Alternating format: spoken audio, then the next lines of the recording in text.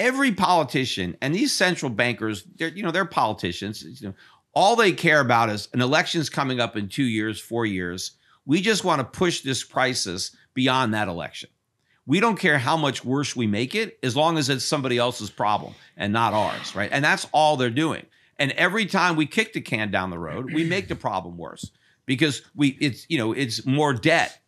It's like, if you're an athlete and maybe you injure yourself, you're playing a football game, rather than just coming off the field and letting your injury, they shoot you up with some kind of drug so that you don't feel the pain and you can keep playing.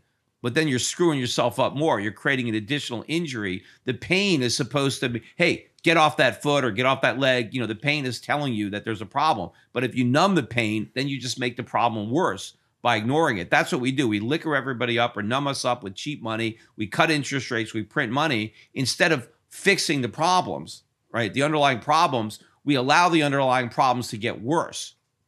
And then eventually, we catch up to it.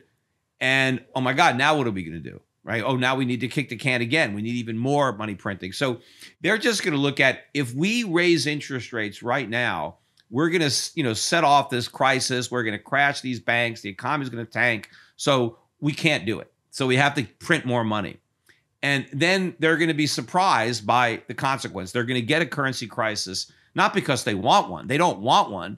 But they don't want to risk stopping one. So they'd rather just hope they get away with it again because they've gotten away with it so many times in the past. I mean, people don't even seem to think that the debt is a problem anymore.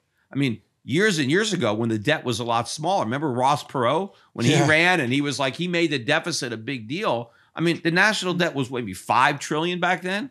Now it's almost 30 trillion, right? And somehow it doesn't matter. And people keep saying, well, it's not a problem because interest rates are so low. Yeah, but what happens when interest rates go up, right? Then it's a huge problem. But you can't wait for interest rates to go up because eventually they're going to go up. But the government operates as if we don't have to worry because rates are low.